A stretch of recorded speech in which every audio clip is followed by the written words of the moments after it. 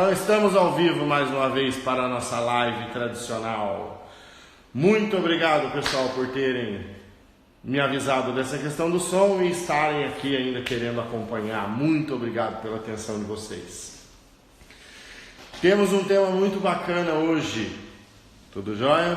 Tudo bem, pessoal? Bárbara, Karine, Angélica, Thiago, Karina, tá aí, o Marlon entrou, Dani, tudo jóia? A Rafa, tudo certo? Campo Grande?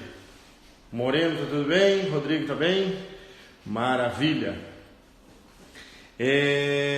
Pessoal, Isabela, Márcia, tudo jóia? Vamos lá.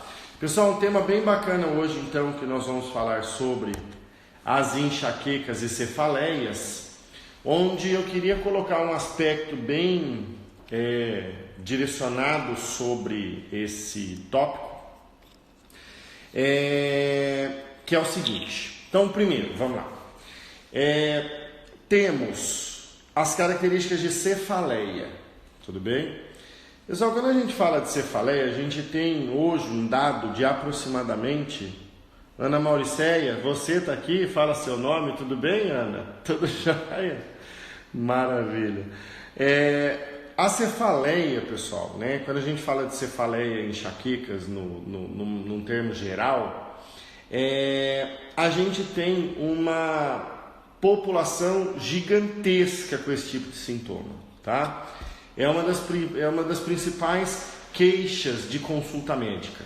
Tá? Então, quando a gente pega por dados da Organização Mundial da Saúde, Ministério da Saúde aqui do Brasil, a gente tem um número gigantesco de pacientes com cefaleia ou enxaqueca. Então, a gente tem que entender, né, para diagnosticar, a gente tem que entender o mecanismo, a gente tem que entender como é que eu vou tratar isso daí. Então, pessoal, quando eu falo de cefaleia são os pacientes que apresentam dor de cabeça, que são com dores pontuais ou pontos um pouco mais generalizadas, né? Um pouco mais direcionadas. Tudo bem, Carla? Você também quer que fale seu nome, Carla? Aí a gente tem uma característica onde eu posso ter uma região mais isolada onde eu tenho a cefaleia ou eu tenho uma coisa mais abrangente, tá? Quando isso é de forma esporádica, como isso é de forma não intensa, né? Isso é então caracterizado como uma cefaleia. Agora, nós temos o quadro da enxaqueca, tá? Quando que eu tenho o quadro de enxaqueca? Enxaqueca, ela tem um diagnóstico. Então a gente vai diferenciar, né, a enxaqueca sem aura e a enxaqueca com aura. Qual que é a diferença? A aura são sinais neurológicos, então que mostram uma alteração da função do sistema nervoso que vai gerar certos sintomas. Então, primeiro, tá? A enxaqueca, ela tem uma característica que assim, a enxaqueca é uma cefaleia mais intensa, vamos dizer assim, tá? Então, a enxaqueca, ela tem crises recorrentes de dor de cabeça, de cefaleia, que tem duração de 4 até 72 horas. Então tem paciente que tem uma enxaqueca ali que dura menos tempo, né, e uma enxaqueca que dura até 72 horas, quando não tratada, tá? Com um quadro de dor bastante intensa, tá? A dor ela é bastante intensa. Ela geralmente tem aquela característica de ser em um lado do crânio inteiro, então em hemicrania, tá? Ela tem a característica de ser pulsátil e agravada pelas atividades físicas de rotina. Então, assim, né, atividade de vida diária ou atividade física. Então, desses três critérios, né, então, da cefaleia em hemicrania, ela ser pulsátil e agravada pelo esforço, né, pela atividade, o paciente com enxaqueca ele tem que ter pelo menos 2. Tá? Esse é o critério que a gente tem sobre a gente trabalhar essa questão da enxaqueca. Então, primeiro, cefaleia ou hemicrania, né, um lado da cabeça, ser pulsátil e agravada pelas atividades. Então, desses três, pelo menos 2. E tem que estar associados a pelo menos um de outros 3 critérios, que é náusea ou vômito, o segundo é fotofobia e fonofobia. Então, quando o paciente tem desses, 6 sinais que eu mencionei, ele tem 4, 2 do primeiro e 1 do segundo, então pelo menos 3, ele vai acabar tendo um diagnóstico de enxaqueca. Essas crises, então, como eu falei, elas podem durar de 4 até 72 horas, então isso é um diagnóstico que eu tenho da enxaqueca. Lembrar que quando o paciente fala sobre um episódio de enxaqueca, quando ele procura um serviço de saúde para a questão da enxaqueca, se ele procurar um serviço de emergência, ele vai ser diagnosticado, fazer um diagnóstico diferencial, ver se não está tendo nenhum tipo de AVC, ver se não tem nenhum tipo de hemorragia, nada de meningite, nada relacionado às meninges. Ele faz esse diagnóstico diferencial para excluir essas patologias. Quando a gente pega então essa característica de que não é nada mais grave, não é nenhuma estrutura orgânica, não é nada, nós temos então a característica da enxaqueca clínica. Essa enxaqueca clínica então ela pode ser com aura ou sem aura, e como eu mencionei, essa aura ela está ligada, pessoal, a uma característica de apresentar sinais neurológicos antes mesmo da cefaleia acontecer. Então a cefaleia, a dor de cabeça durante a enxaqueca, ela é uma fase caracterizada dentro da enxaqueca, tá? Então essa cefaleia ela acontece depois de uma certa fase onde a enxaqueca com aura, a aura, os sinais neurológicos, que 3 principais podem acontecer, que é visão dupla, os escotomas visuais, que são aqueles pontinhos brancos que às vezes pisca assim, ou cintilações. O paciente parece que sente uns fios assim, de luz, percebe isso na visão. Então, essas características desse sistema visual estão muito ligadas às enxaquecas, e aí então essa é denominada como enxaqueca com aura. Estes sinais geralmente eles acompanham a enxaqueca e se apresentam antes da cefaleia em si. Então o paciente ele já começa a perceber essas características e a dor ela vem com a crise mais forte logo após, ok? Beleza, uma vez que a gente sabe o que é, que a gente sabe os sinais e tudo mais, a pergunta é, da onde isso vem, como é que eu trato, o que tem relação? Então, pessoal, uma coisa que os estudos têm mostrado nesses últimos tempos é que o paciente que tem uma enxaqueca, ele apresenta um quadro de sensibilização central. Ou seja, a sensibilização central, que está ligado ao mecanismo de controle endógeno da dor alterado, uma disfunção, vai fazer com que o paciente tenha uma dor exacerbada e uma baixa no limiar, ou seja, ele precisa de menos estímulo para gerar a dor. Então, o fato do paciente, quando tem enxaqueca, quando ele tem a crise, ele sabe o que desencadeia essa crise, talvez em certos momentos ele não desencadeie e em outros momentos sim. Vai depender do estado de sensibilização dele naquele momento.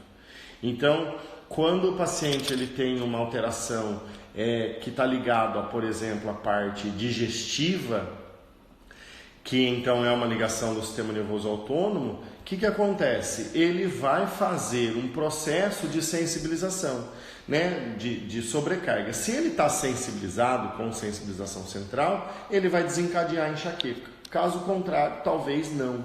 Então depende muito do momento, depende muito do tipo do estímulo, depende da localização, depende de muita coisa, tá? Fala, Angélica, eu tenho enxaqueca pré-menstrual e pós, ou seja, quando você gera uma alteração hormonal sua, isso é pela... Por que ela gera? Por que ela não te dá a enxaqueca em outros períodos? Porque quando você tem uma alteração da parte hormonal, isso é uma característica da sobrecarga que teu sistema nervoso autônomo está lidando. E aí ele vai gerar enxaqueca. A enxaqueca, pessoal, em si, eu tenho que falar assim, tá, mas de qual tecido sensibilizado vem essa enxaqueca? Geralmente, pessoal, é da inervação do nervo trigêmeo, porque é o trigêmeo que inerva as regiões da enxaqueca. Tá? Essa região toda da face, essa região da testa, essa região de cima da cabeça, fundo do olho, isso é de inervação do nervo trigêmeo, do nervo facial, que são nervos neurovegetativos, que são nervos autonômicos.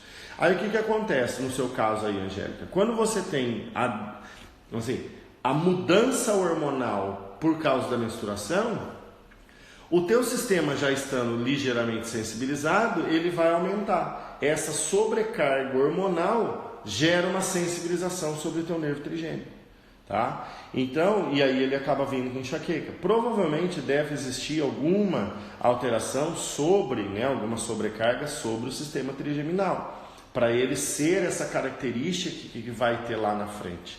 Então, essa característica onde a gente tem essa interferência, tá, sobre o sistema trigeminal que vai gerar enxaqueca é de extrema importância. Tá? Rafa, é importante também conhecer os gatilhos que desencadeiam as crises, ajuda a evitar, amenizar, se conhecer, claro, porque aí o paciente consegue entender. Né? Tem paciente que sabe que é determinado tipo de alimento, tem paciente que sabe que é o próprio estresse, tem paciente que sabe que é determinada atividade que ele faz. Então conhecer isso, é exatamente isso, o cara consegue se controlar. Se eu sei que fazer tal coisa pode desencadear enxaqueca, eu posso fazer de tudo para não ter. Em algumas situações não dá, mas eu tenho essa característica. A Rafa, que é dentista, né, uma prima minha, né, minha e da minha esposa, que mora lá em Campo Grande, que é dentista, sabe que a gente tem muita interferência, né, do que acontece na boca com enxaqueca. Por quê? Porque a inervação é a mesma. A gente tendo uma sensibilização da parte do nervo trigêmeo, eu vou ter sintomas sobre o sistema estomatognático, mas também posso ter enxaqueca. Então, quando você faz alguma coisa sobre o sistema estomatognático que está ligado, vai ter essa interferência. Então, tanto quanto a característica pela inervação, ser da mesma situação, quanto pela sensibilização. Porque senão todo paciente que você mexesse na boca ia ter enxaqueca, ia ter dor de cabeça. Tá? Angélica, o estresse é um dos grandes fatores, porque a sensibilização central é uma desregulação do estresse. Então, assim, se eu já estou sensibilizado, talvez eu preciso de menos estresse para gerar o sintoma. Então, este quadro da sensibilização central na enxaqueca é de extrema importância. E aí, o que acontece? Em relação à inervação, como eu falei, essa parte toda aqui é de inervação do nervo trigêmeo. Essa parte posterior da cabeça é do nervo occipital maior, que é do plexo cervical, que vem da cervical. Só que o que acontece? Quando eles chegam aqui em cima, eles se anastomosam, eles se juntam. E aí a gente tem as cefaleias, as enxaquecas que vêm de origem cervical. Só que a cervical ela se liga com qualquer outra parte do corpo por interneurônio. Então eu posso ter qualquer alteração gerando uma sensibilização do trigêmeo. Então, olhar o tratamento de um paciente com enxaqueca não é só olhar para a enxaqueca. Não é só olhar para a sensibilização, é olhar para onde eu posso ter disfunções que fazem a desregulação disso tudo. E quando a gente trata o paciente, é importante que esse tratamento ele tenha duas partes. A primeira parte, que é buscar essas causas, essas origens, esses desequilíbrios, esses desconfortos, e também buscar o gatilho, né? Buscar o fato do sistema de controle da dor não funcionar. Então eu tenho que trabalhar esses dois tipos de técnica. Então eu vou trabalhar lá com a físio, vou trabalhar lá com a odonto, se for vindo, né, se a origem for a boca, né, a questão de mordida, posso usar uma placa para amenizar, posso fazer um monte de coisa. Então tratando a causa desses gatilhos da onde vem as sobrecargas e as disfunções. Só que não adianta nada eu só tratar isso aqui se o sistema de controle da dor, que é o que leva à sensibilização central, não está funcionando. Então eu tenho que ter técnicas que trabalhem isso aqui. Técnica de relaxamento, técnica de normalização do sistema nervoso autônomo. Então você pega lá relaxamento, meditação, yoga, tudo isso faz. Várias técnicas de terapia manual, como a craniana, crânio-sacral, a PNS, a dermoneuro, várias técnicas de terapia manual fazem isso. Então eu regulo o sistema de controle da dor e regulo a causa. Quando eu consigo juntar esses dois de forma permanente, a gente consegue ter resultados fantásticos para cefaleia e enxaqueca. Tá? Lembrar, a cefaleia é mais fácil um pouco de tratar, enxaqueca um pouco mais difícil. porque eu preciso encontrar justamente aquele gatilho que faz o negócio perdurar. Tudo bem? Então, a Angélica, né? Quando dá lá a questão da parte hormonal, quando está estressada, gera enxaqueca. Então, na verdade, assim, quando o teu gatilho hormonal, né, a questão hormonal já sobrecarrega o sistema nervoso autônomo. E aí você tem estresse que sobrecarrega mais ainda, ele vai explodir lá na enxaqueca. Talvez num mês que não é tão estressante, Angélica, você não tenha não tenha enxaqueca, mesmo tendo ciclo menstrual, mesmo que tendo a questão hormonal do ciclo menstrual. Então, é uma soma de fatores. Então, justamente, eu tenho as causas das disfunções, os sistemas que não funcionam para tratar, mas tenho o sistema de regulação do controle endógeno da dor. São duas frentes de tratamento, são duas linhas de tratamento que a gente tem que fazer. Tudo bem? Então, nesse sentido, buscar se é o físio que vai fazer, se é com medicação, se é o dentista que vai botar uma placa, se é o psicólogo que vai ajudar com o estresse, se é o psiquiatra que vai dar uma medicação. Tudo isso pode funcionar, talvez isolado em parte, talvez como um todo, ou se você precisar fazer um trabalho multidisciplinar para conseguir ter os resultados adequados num paciente com cefaleia e enxaqueca. Mas sempre você tem que olhar os vários componentes, tá? Tem que olhar os vários componentes, as várias possibilidades do que é uma enxaqueca. Das várias possibilidades das disfunções e das possibilidades de ter disfunção e do sistema de controle da dor, ok? Então, basicamente a gente tem essa questão de não ter somente um componente local, eu posso ter um componente generalizado a partir da sensibilização central levando. Eu tenho que olhar todas essas possibilidades. Quando eu cubro todas essas possibilidades, o tratamento do paciente não é uma dor de cabeça, é um tratamento um pouco mais legal. O Cefale, né? O Cefale é um estimulador muito legal. O que ele é? Ele é um estimulador que fica aqui na testa. Tá? Então o que ele fica fazendo? Ele fica disparando sobre a inervação dessa parte da pele. Quem que inerva essa parte da pele? Isso aqui quem inerva é o nervo trigêmeo. Então assim, é uma dessensibilização do nervo trigêmeo. É fantástico, os resultados, os estudos que tem o Cefale são muito interessantes. Então tudo que você conseguir estimular, né, a partir de, por exemplo, nós temos, né, as ramificações aqui dos ramos extracranianos do trigêmeo. Então você faz a estimulação, dá continuidade com o céfalo e tal, o cefale, eu não lembro como é que fala. Mas os resultados são muito legais, tem um monte de estudo da própria empresa que mostra os resultados, é muito interessante. Tranquilo, pessoal? Então, olhar todas as possibilidades, os problemas das disfunções, mais do sistema de regulação. Então, como que você consegue trabalhar essas duas possibilidades para ter um resultado bem mais eficaz nos pacientes com cefaleia e enxaqueca? Tudo bem?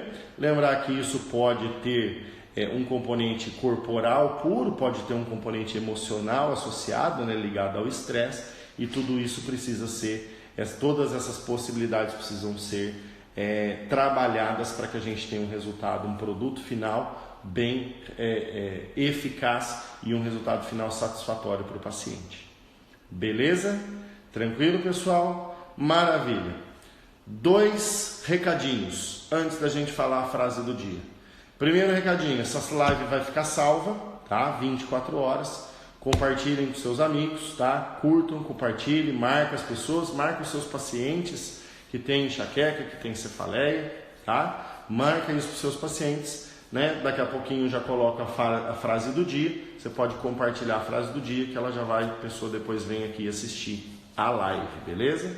E mais um detalhezinho, segunda-feira, 14 horas, nós temos a minha segunda aula no meu canal do YouTube, tá? Segunda-feira a aula será sobre como interpretar a dor que o paciente apresenta pela sua localização.